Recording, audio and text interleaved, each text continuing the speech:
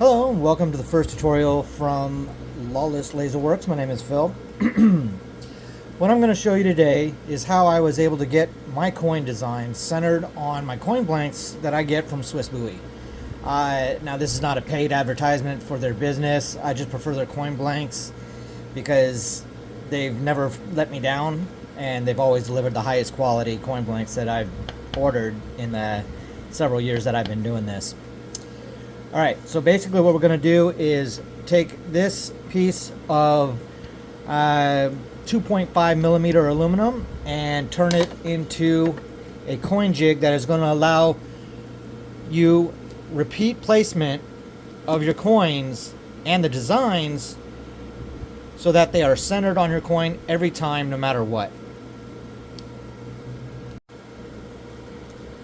So I had watched a good number of tutorials on how to go about making your own placement jigs, and for some reason I was always ending up with poor results. And in all honesty, it wasn't the fault of the tutorials. It probably had a lot more to do with my inability to kind of understand the math and all that fancy crap.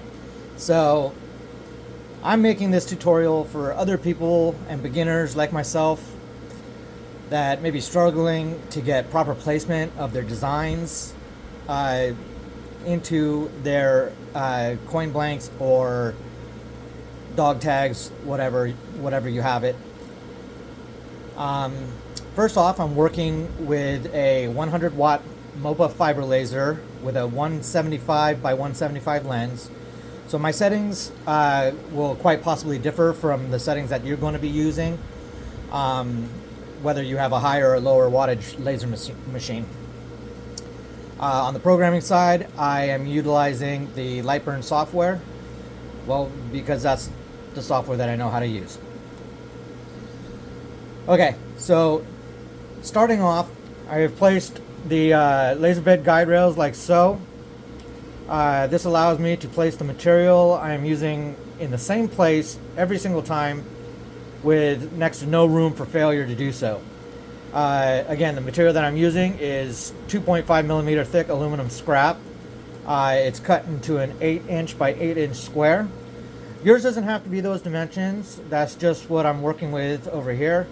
Go ahead and put the material in place, and we'll jump over to Lightburn and set up the jig design for you. Alright, so before we get started in Lightburn, you need to use your calipers to get the exact diameter of the coin blanks that you're using. In my case, the diameter came out to 31.74 for the diameter of my Swiss Buoy coins. Then after opening Lightburn here, you're going to want to select the shape tool. Then after opening up Lightburn, you're going to want to select the shape tool up here, pressing in the lower right corner, and it'll pop up all of the options, and you're going to want to select ellipse. Or of course you could just go ahead and hit Control E and it'll automatically go to the ellipse tool, and you can go ahead and create your ellipse. Now once you have your ellipse created here, you're going to want to go up to the width and height and enter in your dimensions for your coin blank that you are using. Again, in my case, it was 31.74. Alright, and as you can see right here, I have my width and height entered, and my ellipse is now the exact same size as the coins that I use. Now, keep in mind, you are going to be altering these dimensions as you proceed to figure out what diameter is going to best allow for the proper seating of your coin and not allow for any kind of play. For me, my diameter of the coin again is 31.74. but the diameter that I need to secure my coin in place was actually 31.85. This diameter allowed me to place my coins in the same place repeatedly, but it did not provide any of that extra space that would allow the coin to move at any given time, you know, if you bump the machine or whatnot. To find that exact number, just do some trial and error engravings, gradually increasing the diameter until you have found the exact sweet spot, so that way your coins sit in place over and over again. Alright, so once you find the diameter that best works for your coin blanks, you're going to want to highlight the ellipse, and then you could hit P and it will center it to the exact center of your workspace.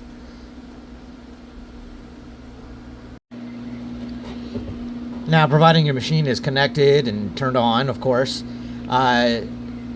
you can hit frame and the ellipse should be displayed on your material. If everything looks good, go ahead and hit start and enjoy some coffee or something. Don't leave your machine unattended, of course, but I know with my machine and my preferred settings,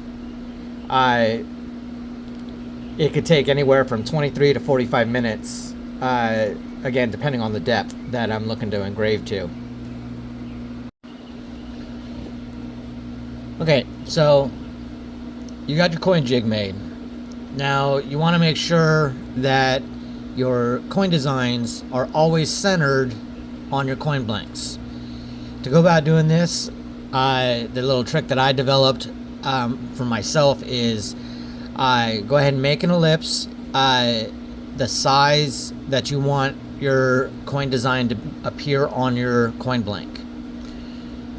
Then go ahead and import one of your coin designs. For me, I have this little mushroom guy here. Some of you may know him. And once you get this brought in, go ahead and highlight the whole thing and select group and make sure it's one group. It already is for me.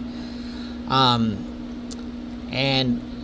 make yourself that ellipse, like I said, that you want your coin design to appear within on your coin blank, and turn that into a tool layer by highlighting it and selecting either T1 or T2. Doesn't matter, same thing, at least I believe so.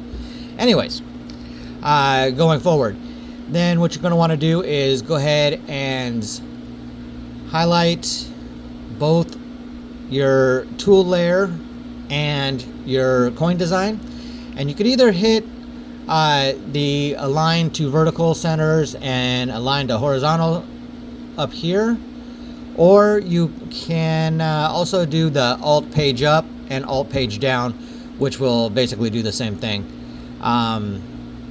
but I'm old school, so I hit the buttons, at least for some things. Now, okay, so once that's all together, let's go ahead and highlight everything again and right click, and we'll group those again. And now that we have the tool layer and the coin design grouped, you could either hit P or hit the move to center of page, and that will bring your design and the tool layer within the diameter of the engravement that we made earlier on the coin jig. As you can see, I got a little fancy and put some more information on there. The number one thing that I recommend is the arrow here at the top left corner. What this is going to do is allow you quick visibility to see which corner goes in the placement on your work bed. I went on to add one other thing that I screw up quite often, and you can see down here I wrote, did you set the focus? Now, the focus that you had set to engrave the jig is not going to be the same height now that you are placing a coin in the coin socket of your jig. So make sure that you reset the focus to a coin that's placed in your coin jig. That way you are focused on the correct height, and your design is going to come out correctly with the settings that you've put in. Now, you should have everything together. If you turn off the output to all the layers but your tool layer and your design layer, you should be seeing something similar to this here. Now, due to the fact that the camera is at an angle, it might not appear that it is directly centered, but what I do to double check and make sure that, you know, the laser is not on and running, but you could take another piece of material, don't use your hand, and just slowly see, and you could actually tell exactly